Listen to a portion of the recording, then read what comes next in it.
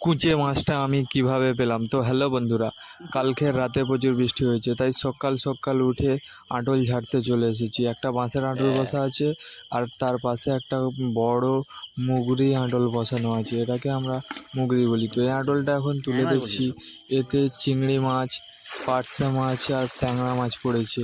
এই যে সাদা সাদা ওইটা পুঁটি মাছ পড়েছে, আর চিংড়ি মাছগুলো এই ক্যামেরায় দেখা যাচ্ছে না। যে আঁটলটা তুলছিল, সে আঁটলটা তুলতে গিয়ে ফেলে দিয়েছে, আমি আবার তুলে দিলাম। তো আমি পরের আঁটল তোলার জন্য প্রস্তুত হচ্ছি।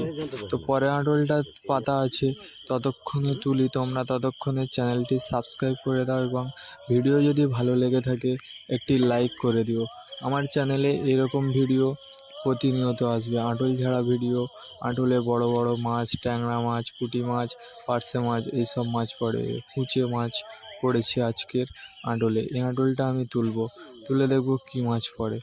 তো এই আঁটলটায় তুলে দেখছি আঁটলে বড় একটা কুঁচে মাছ পড়েছে, বেশি বড় না, 1 হাত মতো এই কুঁচে মাছটা পড়েছে। আর কাঁংড়া বাইছে কতগুলো। তো আজকের আঁটল ঝেড়ে এই কুঁচে মাছটা পড়েছে, আর এই মাছগুলো